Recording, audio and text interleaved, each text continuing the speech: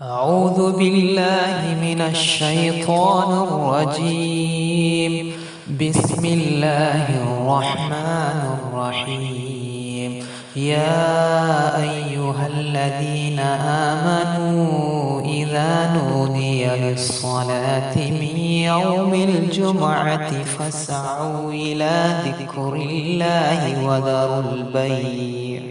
السلام عليكم ورحمة الله وبركاته. கழிந்த 24 ரபியுல் அவ்வல் ஹிஜ்ரி 1446, 27 செப்டம்பர் 2024 அன்று ஹசரத் ஹலீஃபத்துல்லா முனீர் அஹ்மத் அசீம் ஐயதுல்லாஹு தாலா பின் நஸ்ரில் அசீஸ் அவர்கள் ஆற்றிய ஜும்மா பேருரை.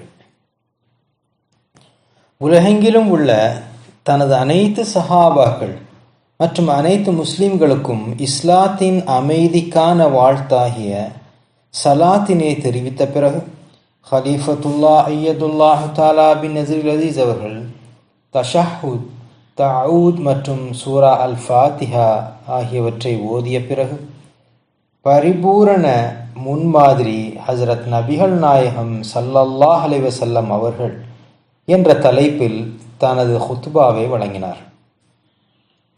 أعوذ بالله من الشيطان الرجيم لقد كان لكم في رسول الله أسوة حسنة لمن كان يرجو الله واليوم الآخر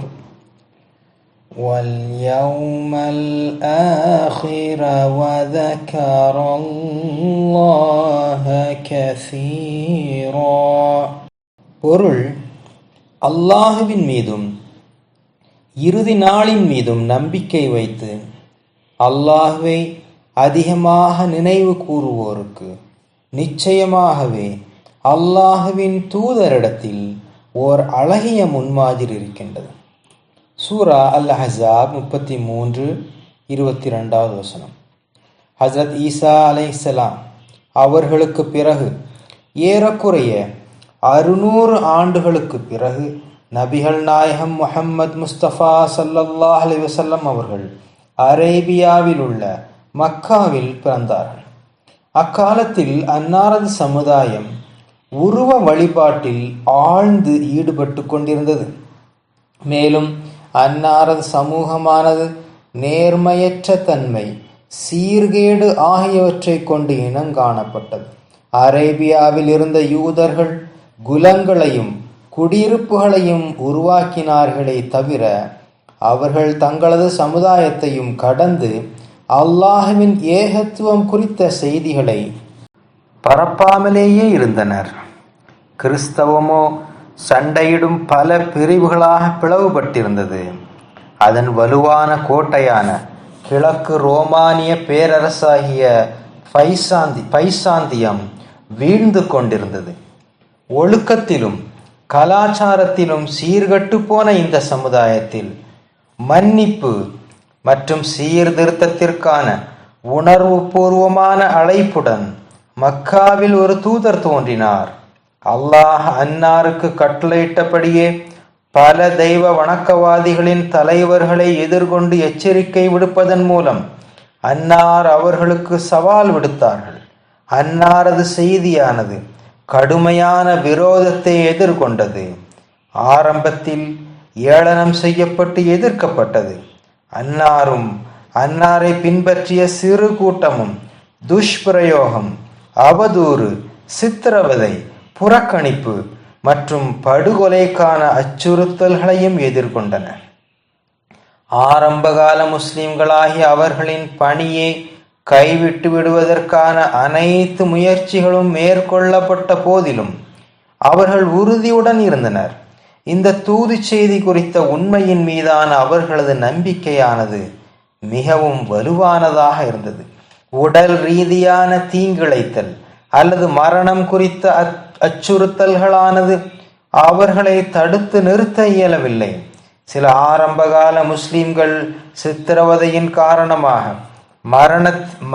மரணித்திருந்த அதே வேளையில் மற்றவர்களோ பின்னர் இரகசியமாக இஸ்லாத்தை தழுவிய ஓர் இறை பக்தியுள்ள கிறிஸ்தவ மன்னரின் பாதுகாப்பின் கீழ் அபிசீனியாவில் தஞ்சம் புகுந்தனர். 13 வருடங்கள் பொறுமையாக இருந்து போதித்து பல சோதனைகளை சகித்து கொண்டதன் பின்னர் 300 மைல்களுக்கு அப்பால் உள்ள எத்ரிபுக்கு, அதாவது மதீனாவிற்கு இடம்பெயர்ந்து செல்வதற்கான வாய்ப்பினை அல்லாஹ் நபி ஸல்லல்லாஹு அலைஹி வஸல்லம் அவர்களுக்கும் அன்னாரை பின்பற்றியவர்களுக்கும் வழங்கினான். இஸ்லாத்தை தழுவிய எத்ரிப் வாசிகள் அவர்களை வரவேற்று இஸ்லாத்திற்காகவே வாழ்வதாகவும் தேவைப்பட்டால் மரணிப்பதாகவும் நபிகள் நாயகம் ஸல்லல்லாஹு அலைஹி வஸல்லம் அவர்களிடம் தங்களது விசுவாசத்திற்கு உறுதி வழங்கினர். முஸ்லிம்கள் மக்காவிலிருந்து சிறு குழுக்களாக புறப்பட்டு பாலைவனத்தை கடந்து அவர்களை வரவேற்கின்ற நகரத்திற்கு சென்றனர். அனைவரும் வெளியேறிய உடனேயே பல தெய்வ வழிபாட்டினரான அந்த அரேபியர்களது கொலை தீர்க்கும் முயற்சிகளிலிருந்தும் விடுபட்டு அல்லாஹ்வின் வழிகாட்டுதலின் பேரில் நபி ஸல்லல்லாஹு அலைஹி வஸல்லம் அவர்களும் அன்னாரது நெருங்கிய நண்பருமான ஹஜ்ரத் அபூபக்கர் ரலியல்லாஹு அன்ஹு அவர்களும் கூட புறப்பட்டு சென்றனர். மதீனாவில் மக்காவாசிகளின் அன்றாட துன்புறுத்தல்களிலிருந்து விடுபட்ட திருத்தூதர் முஹம்மது நபி ஸல்லல்லாஹு அலைஹி வஸல்லம் அவர்கள் உருவாக்கிட கட்டளையிடப்பட்டிருந்த சமூகத்தையும் அமைப்பையும் அன்னாரால் நிறுவ முடிந்தது. இங்கு பல்வேறு சட்டங்கள் தொடர்பான திருக்குர்ஆன் வசனங்கள் இறக்கப்பட்டன. மேலும் அவை உடனடியாக முஸ்லிம்களால் நடைமுறைப்படுத்தப்பட்டன. இங்குதான் அல்ஹம்துலில்லாஹ் சமூக, அரசியல் மற்றும் பொருளாதார வாழ்க்கையை உள்ளடக்கிய இஸ்லாமிய சமூகம் மற்றும் அரசு முஸ்லிம்களின் எதிர்கால சந்ததியினருக்கு முன்மாதிரியாக அமையும் விதத்தில் வடிவமைக்கப்பட்டது. நபி ஸல்லல்லாஹு அலைஹி வஸல்லம் அவர்களும் அன்னாரை பின்பற்றியவர்களும் மதீனா மற்றும் அதை சுற்றியுள்ள இடங்களில் இருந்த எதிரிகளிடமிருந்தும் பல அச்சுறுத்தல்களையும் தாக்குதல்களையும் எதிர்கொண்டனர். மேலும் அந்த எதிரிகள் முஸ்லிம்களின் வட்டாரத்தில் இருந்தபோது தங்களை நல்ல முஸ்லிம்களாக சித்தரித்து கொண்டு இரகசியமாக இஸ்லாத்தின் மீதான வெறுப்பை வெளிப்படுத்திய நயவஞ்சகர்களும் அடங்குவர். எண்ணிக்கையில் குறைவாக இருந்து போதிய வசதி வாய்ப்புகள் இல்லாத போதிலும் அல்லாஹ்வின் தூதர் ஸல்லல்லாஹு அலைஹி வஸல்லம் அவர்கள் தமது நேர்மையான சஹாபாக்களுடன் சேர்ந்து பல்வேறு இராணுவ மற்றும் ராஜதந்திர நடவடிக்கைகளின் மூலம் தங்களை தற்காத்து கொண்டனர். அல்ஹம்துலில்லாஹ். இறுதியில் நபி ஸல்லல்லாஹு அலைஹி வஸல்லம் அவர்களின் உயிருக்கு அச்சுறுத்தல் காரணமாக அன்னார் வெளியேறி சென்ற நகரமான மக்காவுக்கு திரும்பினார்கள். தன்னை மோசமாக நடத்தியவர்களை பழி வாங்குவதற்கு பதிலாக மக்காவை அமைதியான முறையில் கைப்பற்ற வழிவகுக்கும் விதத்தில் அன்னார் அனைவரையும் மன்னித்தார்கள். பின்னர் அன்னாரது மூதாதையர்களான இப்ராஹிம் அலைஹிஸ்ஸலாம் மற்றும் இஸ்மாயில் அலைஹிஸ்ஸலாம் ஆகியோரால் கட்டப்பட்ட அல்லாஹ்வின் புனித இல்லமான கஅபாவிற்குள் நுழைந்து அதன் உள்ளே இருந்த சிலைகளை அகற்றி அதனை அல்லாஹ்வே மட்டுமே வணங்குவதற்குரிய இடமாக மீட்டெடுத்தார்கள். நபிகள் நாயகம் ஸல்லல்லாஹு அலைஹி வஸல்லம் அவர்கள் மக்காவை கைப்பற்றிய 1 வருடத்திற்கு பிறகு காலமானார்கள். அன்னார் முஸ்லிம்களுக்காக 2 நிரந்தரமான வழிகாட்டுதலின் மூல ஆதாரமான திருக்குர்ஆன் மற்றும் அன்னாரது சுன்னத், அதாவது அன்னாரது முன்மாதிரிகள் மற்றும் நடைமுறைகள் ஆகியவற்றை விட்டு சென்றார்கள். சுன்னத்தானது பின்னர் ஹதீஸ்களில் ஆவணப்படுத்தப்பட்டது. இது திருக்குர்ஆனுக்கு பிறகு இஸ்லாத்தில் வழிகாட்டுதலின் 2வது ஆதாரமாக செயல்படுகிறது. அன்னாரது மரணத்திற்கு பிறகு அன்னாரது நெருங்கிய தோழர்கள், நண்பர்கள் மற்றும் குடும்ப உறுப்பினர்கள் 4 பேர், அபூபக்கர், உமர், உஸ்மான் மற்றும் அலி ஆகியோர் முஸ்லிம் சமூகத்தின் தலைவர்களாக ஆனார்கள். அவர்கள் நேர்வழி பெற்ற ஹலீஃபாக்கள் என்று அழைக்கப்பட்டனர். அவர்கள் திருக்குர்ஆன் மற்றும் திருநபியின் முன்மாதிரியின்படி ஆட்சி செய்தனர். இருப்பினும் அடுத்தடுத்த அரசியல் தலைமையானது ஆரம்பகால ஹலீஃபாக்களின் முன்மாதிரியில் இருந்தும் விலகி பரம்பரை முடியாட்சிக்கு மாறியது. இவ்வாறான மாற்றங்கள் இருந்த போதிலும் சமூகங்களின் ரூபத்தை மாற்றி ஸ்பெயினிலிருந்து பிலிப்பைன்ஸ் வரை சென்றடைந்து இஸ்லாம் வேகமாக பரவியது. இந்த காலகட்டத்தின் போது ஐரோப்பாவானது இன்னும் ஒப்பீட்டளவில் பழமையான நிலையில் தொடர்ந்த போது முஸ்லிம்களின் நிலங்களானது உலகை ஒளிரச் செய்தவாறு நம்பிக்கை, கற்றல் மற்றும் கலாச்சாரத்தின் மையங்களாக மாறின. முஹம்மது நபி ஸல்லல்லாஹு அலைஹி வஸல்லம் அவர்கள் நபிமார்களின் முத்திரை என்றும், அன்னாருக்கு பிறகு புதிய ஷரியத்துடன் வந்து நபித்துவத்தை வாதம் செய்பவர்கள் பொய்யர்களாவர் என்றும் திருக்குர்ஆன் அறிவிக்கின்றது. முஹம்மது நபி ஸல்லல்லாஹு அலைஹி வஸல்லம் அவர்கள் நபிமார்களின் முத்திரை என்றும், அன்னாருக்கு பிறகு புதிய ஷரியத்துடன் வந்து நபித்துவவாதம் செய்பவர்கள் பொய்யர்களாவர் என்றும் திருக்குர்ஆன் அறிவிக்கின்றது. ஆனால் இன்று பெரும்பான்மையான முஸ்லிம்கள் ஹாத்தமன் நபியின், அனைத்து நபிமார்களின் முத்திரை என்பதன் பொருளை தவறாக புரிந்து கொண்டு தற்போது அல்லாஹுவின் தூதரோ அல்லது நபியோ முற்றிலும் அவசியம் இல்லை என்று அறிவிப்பதில் உறுதியாக உள்ளனர். ஆனால் அல்லாஹ் இதற்கு முன்னர் தேவையான காலகட்டத்தின் போது தூதர்களை அனுப்பி இருந்தான் என்கின்ற போது மனிதகுலத்திற்கு இப்போதும் வழிகாட்டுதல் அவசியப்படுகிறது என்ற நிலையில் அன்னாருக்கு பிறகும் நபிமார்கள் ஏன் வருகை தரக்கூடாது? திருக்குர்ஆன் முஹம்மது நபி ஸல்லல்லாஹு அலைஹி வஸல்லம் அவர்களுக்கு பிறகு ஷரியத்துடைய நபிமார்கள் தற்போது வருகை தரப்போவதில்லை என்ற அதே வேளையில் நபி ஸல்லல்லாஹு அலைஹி வஸல்லம் அவர்களை பின்பற்றுகின்ற ஷரியத்தை கொண்டு வராத நபிமார்கள் தொடர்ந்து வருகை தருவார்கள் என்பதை மனதில் கொள்ள வேண்டும்.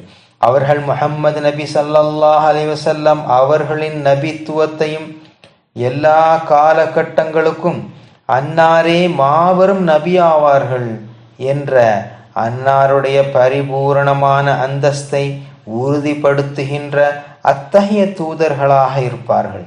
திருக்குர்ஆன் அனைத்து மனித குலத்திற்கும் அல்லாஹ்வின் இறுதியான மற்றும் முழுமை பொருந்திய வழிகாட்டுதலாக இருப்பதால் அதற்கு எந்த திருத்தமோ ரத்தோ அல்லது மறு அறிக்கையோ அவசியமில்லை. மேலும் மனிதனின் அறிவுத்திறன், விழிப்புணர்வு மற்றும் எழுதுவதன் மூலம் அறிவை பாதுகாக்கவும் பரிமாறவும் செய்யும் திறன் முழு வளர்ச்சியை அடைந்த காலகட்டத்திலேயே இது வெளிப்பட்டது.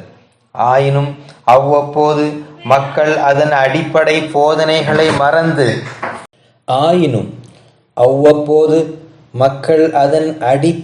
போதனைகளை மறந்து அதிலிருந்தும் விலகிச் செல்லும் போது அல்லாஹ் மனிதனை இறைவனின் பக்கம் அழைத்து செல்லும் நெடுஞ்சாலையை சீரமைக்க இஸ்லாம் என்ற வட்டத்திற்குள்ளேயே சீர்திருத்தம் செய்யும் தீர்க்கதரிசிகளை அனுப்பி கொண்டே இருப்பான்.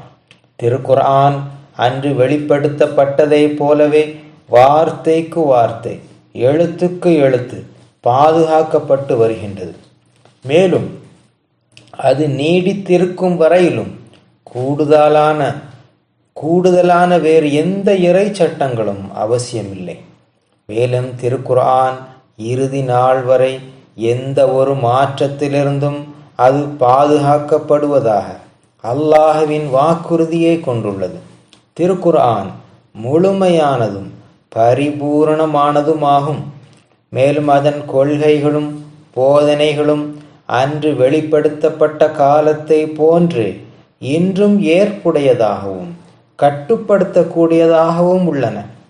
ஆனால் இன்றைய நாட்களில் நாம் பார்ப்பது போல் இன்று பல பில்லியன் கணக்கான முஸ்லிம்கள் இருக்கின்ற அதே வேளையில் அவர்களில் பலர் இஸ்லாத்தின் அடிப்படை போதனைகளை கைவிட்டுவிட்டு மேற்கத்திய கிறிஸ்தவ போக்குகளை பின்பற்ற விரும்புகின்றார்கள்.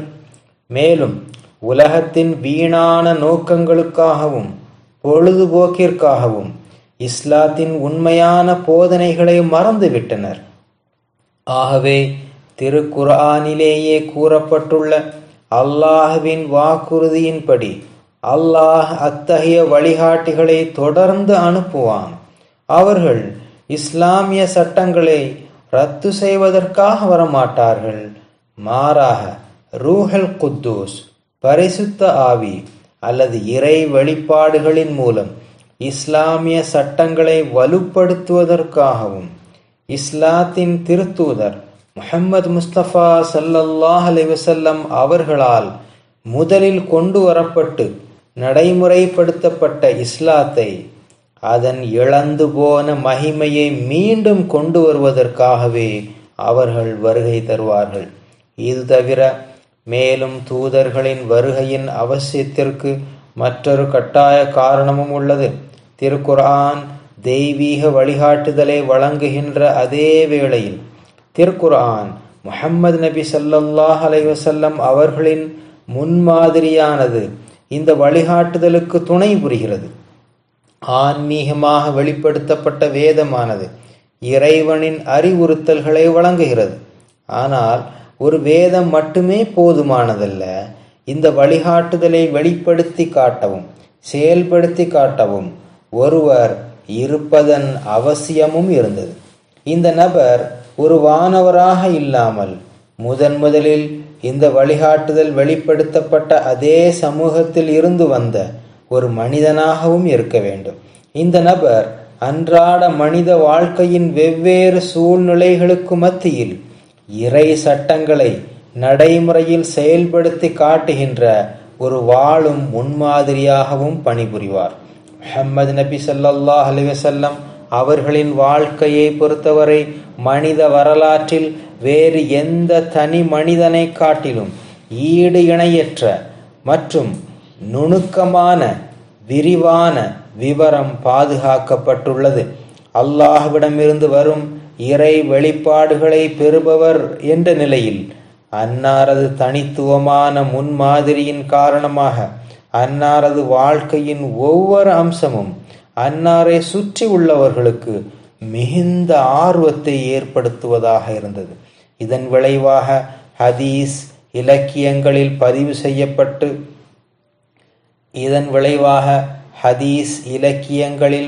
செய்யப்பட்ட விவரிப்புகளானது அன்னாரது மிகவும் நெருக்கமான தனிப்பட்ட விஷயங்கள் முதல் போர் புரிதல் மற்றும் அரச விவகாரங்கள் நிர்வாகம் வரை உள்ள அன்னாரது இருப்பின் அனைத்து அம்சங்களையும் உள்ளடக்கியுள்ளது. இதன் விளைவாகவே முஸ்லிம்களுடைய வாழ்க்கையின் ஒவ்வொரு அம்சத்திலும் மனிதர்களில் சிறந்தவராகிய இஸ்லாத்தின் திருத்தூதர் நபி ஸல்லல்லாஹு அலைஹி வஸல்லம் என்ற நபரின் மீது அன்னாரது பண்பு மற்றும் நடத்தை ஆகியவற்றின் படியே வாழ்கின்ற முன்மாதிரியானது முஸ்லிம்களின் முன் உள்ளது. அன்னாரை பற்றி அன்னாரது மனைவியான ஆயிஷா ரலியல்லாஹு அன்ஹா அவர்கள் கூறியது போலவே அன்னாரது நடத்தை திருக்குர்ஆனாகவே இருந்தது.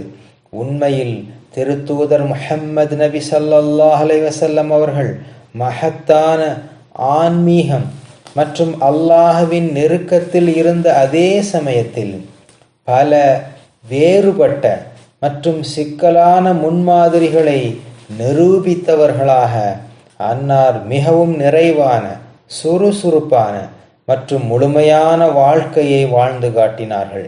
அன்னார் ஓர் அர்ப்பணிப்புள்ள கணவர், தந்தை மற்றும் தாத்தா, ஒரு கனிவான மற்றும் பொறுப்பான உறவினர், உண்மையுள்ள மற்றும் பாசமுள்ள ஒரு நண்பர், வழிபாட்டிலும் போரிலும் பரிபூரணமான ஒரு தலைவர், ஓர் உண்மையான கண்ணியமான ஆட்சியாளராகவும் அரசியல்வாதியாகவும் இருந்தார்கள்.